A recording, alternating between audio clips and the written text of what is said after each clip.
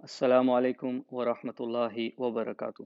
الحمد للہ رب العالمین والصلاة والسلام علی سید المرسلین وعلی آلہ واصحابہ اجمعین۔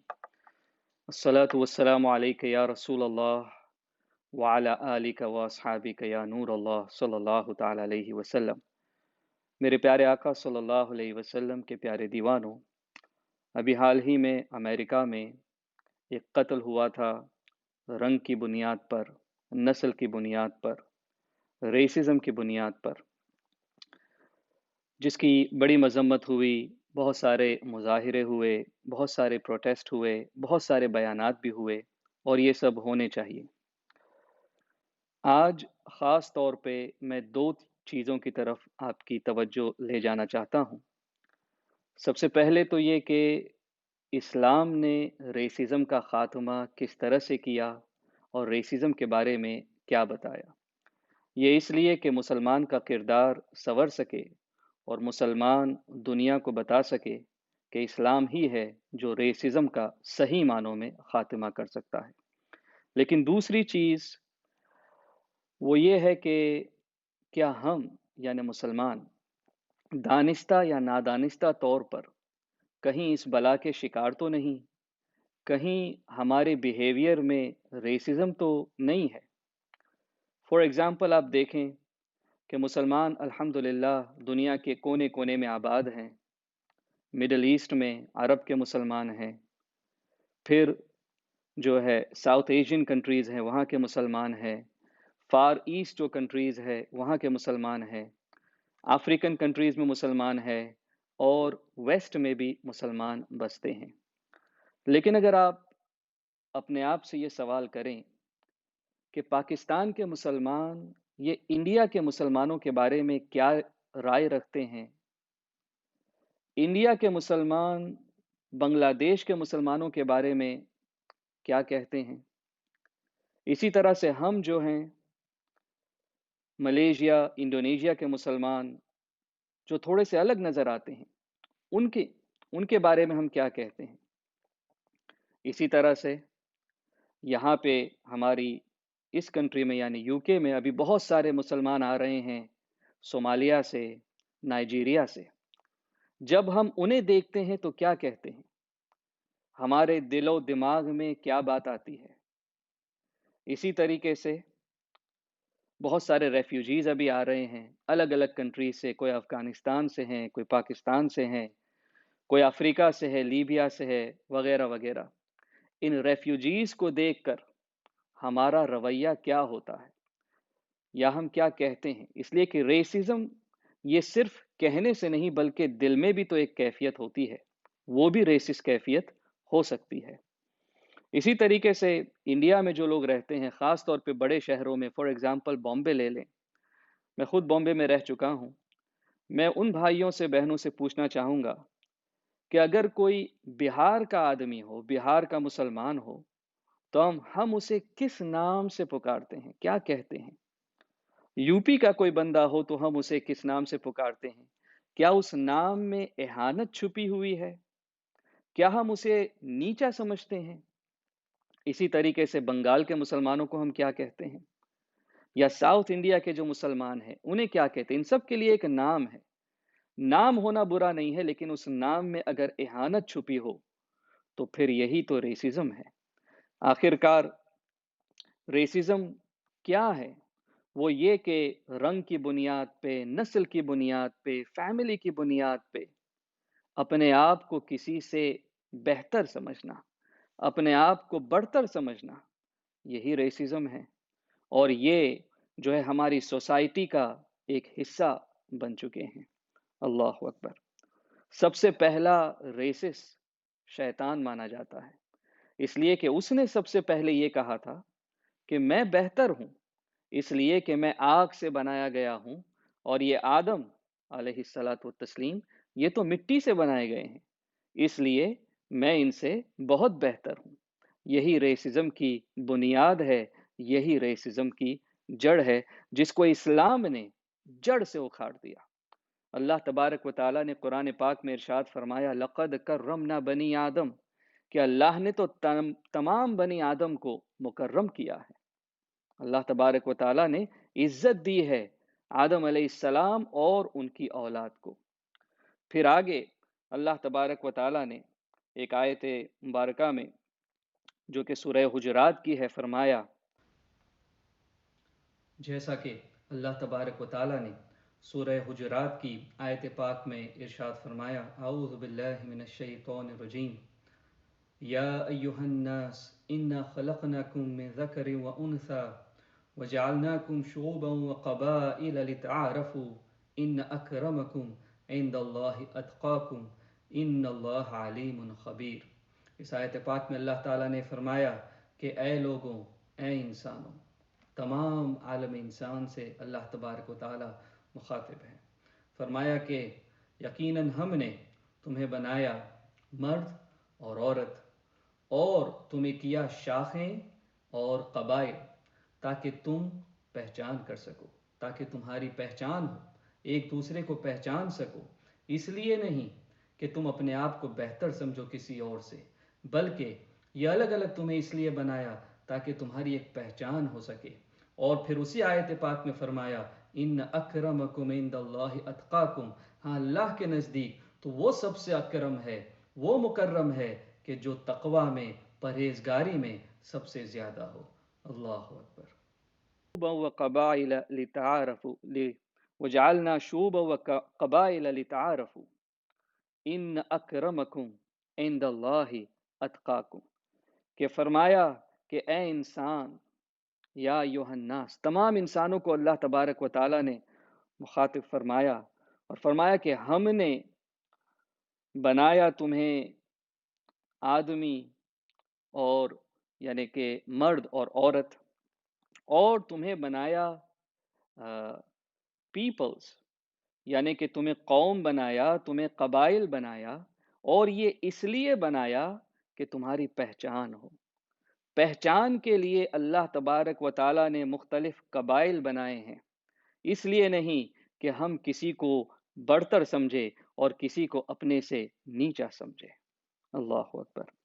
اسی طریقے سے اللہ تبارک و تعالیٰ نے ایک آیت پاک میں فرمایا، بلکہ اسی آیت میں اللہ تبارک و تعالیٰ نے فرمایا، ان اکرمکم عند اللہ اتقاکم، کہ آدم کے بیٹے ہونے کے اعتبار سے تو سب برابر ہے، ہاں اللہ کی بارگاہ میں وہ بہتر ہے کہ جو پرہیزگار ہو. جو جتنا زیادہ پرہیزگار ہوگا اللہ تبارک و تعالیٰ کی بارگاہ میں وہ اتنا ہی زیادہ عزت والا ہوگا، اتنا ہی زیادہ مکرم ہوگا. اللہ تبارک و تعالیٰ نے سورہ روم کی آیت میں فرمایا، وَمِنْ آيَاتِهِ خَلْقُ السَّمَاوَاتِ وَالْأَرْضِ وَاخْتِلَافُ أَلْسِنَتِكُمْ وَأَلْوَانِكُمْ إِنَّ فِي ذَلِكَ لَآيَاتٍ لِّلْعَالَمِينَ. کہ اللہ نے اپنی نشانیاں بتایا کہ یہ میری نشانی ہے. کون سی نشانی ہے؟ کہ اللہ تبارک و تعالیٰ نے تخلیق فرمائی آسمانوں کی اور زمین کی، اور اللہ تبارک و تعالیٰ نے یہ جو مختلف زبانیں بنائیں اور مختلف رنگ کے لوگ بنائے. تو یہ جو مختلف زبانیں ہیں لوگوں کی، یہ جو مختلف رنگت کے لوگ ہیں دنیا میں، یہ تو اس لیے ہے کہ یہ اللہ کی نشانی ہے، اور یہ کہ یہ دنیا کے حسن کو بڑھاتے ہیں. آپ دیکھیں، آپ ایک باغ میں چلے جائیں، وہاں اگر ایک ہی قسم کے پھول ہوں گے، ایک ہی رنگ کے پھول ہوں گے تو حسن تو ہوگا لیکن اتنا نہیں ہوگا. لیکن کسی باغ میں آپ چلے جائیں تو وہاں پہ رنگ برنگی پھول ہیں، ان کی الگ الگ مہک ہے، تو پھر اس کا حسن دوبالا ہو جاتا ہے. اسی طریقے سے اللہ تبارک و تعالیٰ نے سب کو مختلف بنایا ہے، ان کی زبانیں مختلف ہے، ان کی رنگتیں مختلف ہے، تاکہ دنیا کا حسن بڑھے. الحمدللہ. اور پھر یہ بھی ہے کہ ہر زبان کے پیچھے ایک پورا کلچر چھپا ہوا ہے. صرف زبانیں الگ نہیں ہوتی ہیں بلکہ ان کے طور طریقے الگ ہوتے ہیں، اور اس سے بھی حسن جو ہے دوبالا ہو جاتا ہے. سبحان اللہ. اسی طریقے سے آپ سیرت پاک کو دیکھیں اللہ کے رسول صلی اللہ تعالی علیہ وسلم کی. سبحان اللہ. میں چند مثالیں آپ کے سامنے پیش کروں. حضرت ابو موسیٰ اشعری رضی اللہ تعالی عنہ سے روایت ہے کہ اللہ رب العزت نے اپنی شان کے مطابق مٹھی بھر خاک لی اپنے دست کرم میں، اور پھر اسی سے آدم علیہ السلام کی اور آدمی کی تخلیق فرمائی، اور کسی کا رنگ کچھ ہوا تو کسی کا رنگ کچھ ہوا۔ یہ رنگ جو مختلف ہوتے ہیں یہ تو اللہ کی طرف سے ہے، پھر ہم کسی انسان کو کیوں تانا دیتے ہیں؟ پھر اپنے دل میں ہم اسے برا کیوں جانتے ہیں؟ پھر اپنے دل میں ہم اسے اپنے سے نیچا کیوں جانتے ہیں؟ اللہ اکبر!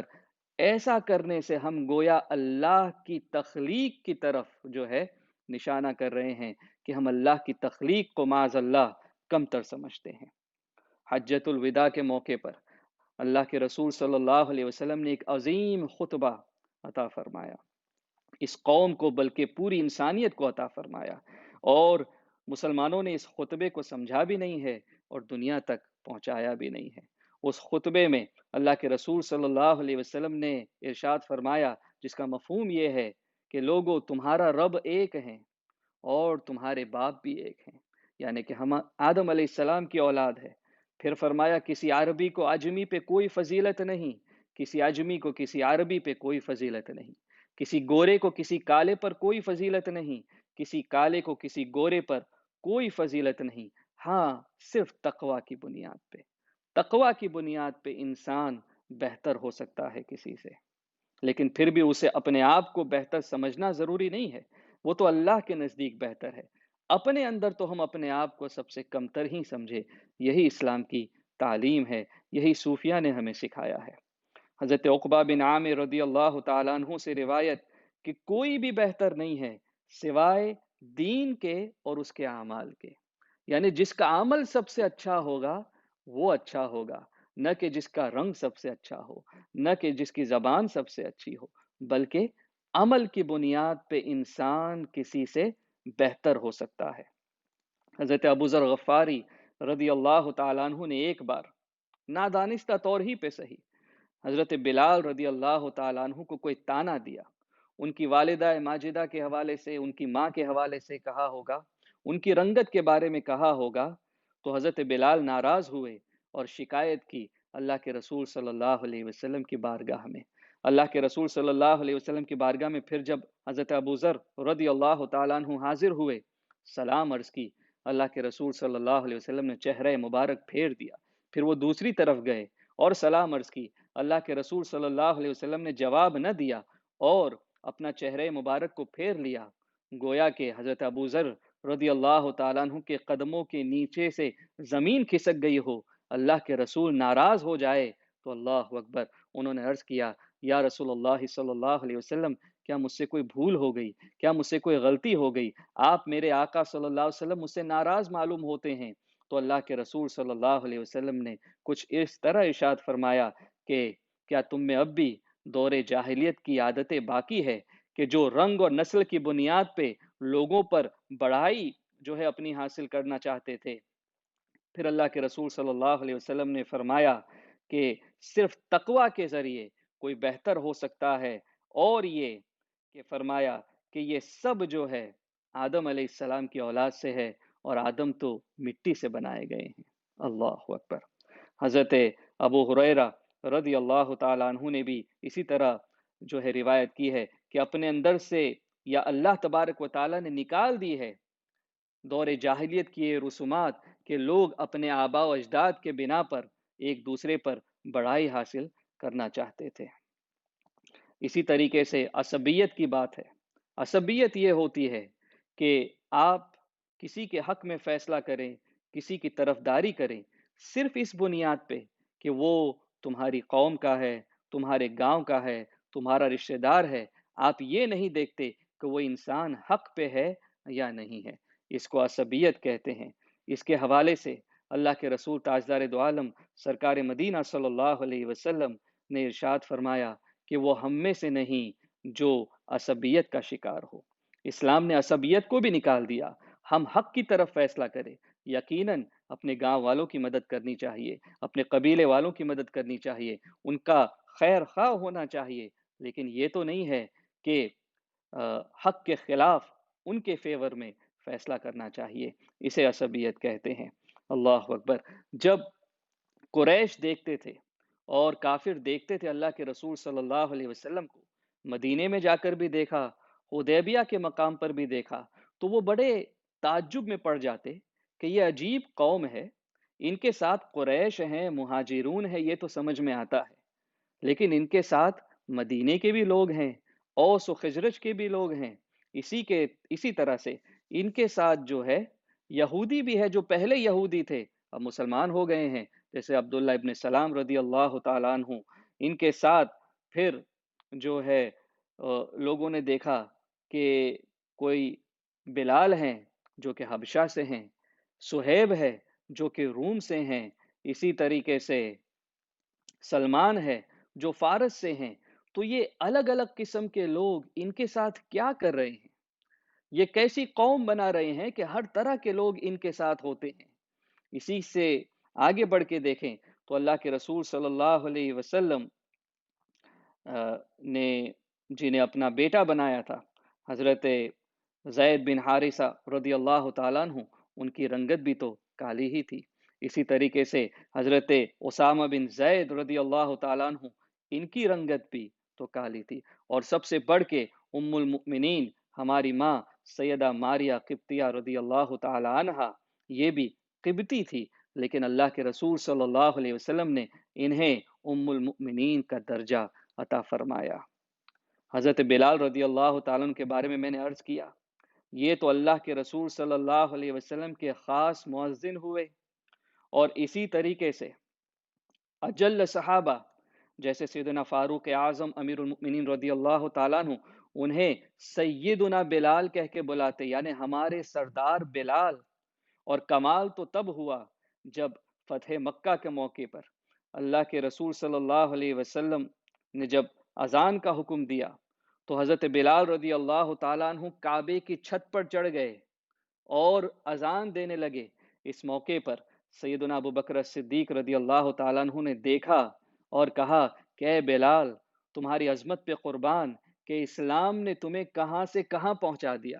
کہاں تو یہی ابو بکر ہے رضی اللہ تعالیٰ عنہ جنہوں نے اس غلام کو آزاد کروایا تھا کہ جن کی دنیا میں کوئی حیثیت نہیں مانی جاتی تھی، اور اسلام نے اتنا بلند انہیں کر دیا ہے کہ وہ کعبے کی چھت پر کھڑے ہو کر، جہاں تمام صحابہ موجود ہیں، کعبے کی چھت پہ وہ کھڑے ہوتے ہیں اور اذان بلند کرتے ہیں۔ سبحان اللہ۔ تو کہنا یہ ہے کہ باتیں تو بہت ہوتی ہیں، احتجاج بہت ہوتے ہیں، جب بھی کوئی قتل ہوتا ہے ریسزم کے نام پر تو بہت احتجاج ہوتے ہیں، باتیں ہوتی ہیں، پولیٹیکل لیولز پہ باتیں ہوتی ہیں، لیکن پھر یہ معاملہ سرد پڑ جاتا ہے۔ پھر جب کوئی اور قتل ہوتا ہے تو پھر احتجاج شروع ہو جاتے ہیں، پھر کچھ ہفتے اور مہینے رہتے ہیں، پھر بند ہو جاتے ہیں۔ لیکن اسلام نے ہمیں پریکٹیکل سٹیپس بتائے ہیں کہ کس طریقے سے ریسزم کا خاتمہ کیا جائے اور جڑ سے نکالا جائے۔ یہ ایک دوسری بات ہے کہ لوگ جو ہے زبان سے برا کہیں، لیکن ان کے دل میں اگر جھانک کر دیکھیں تو ان کے دل میں ریسزم ہوتا ہے۔ لیکن اسلام نے الحمدللہ، جو کہ اسلام ہمارے دل پہ راج کرتا ہے، دل ہی سے کوئی مسلمان ہو سکتا ہے، صرف زبان سے نہیں ہو سکتا، تو ہمارے دل کی کیفیت کو چینج کیا ہے اور یہ بتا دیا ہے کہ تمام لوگ ایک جیسے ہیں سوائے کہ جو ایمان لائے اور تقوی اختیار کرے۔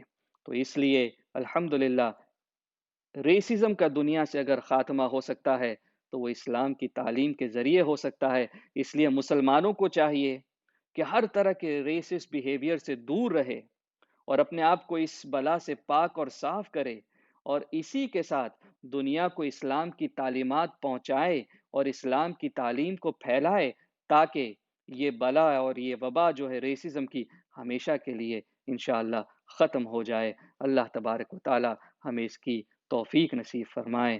وآخر دعوانا ان الحمد للہ رب العالمین۔ السلام علیکم ورحمۃ اللہ وبرکاتہ۔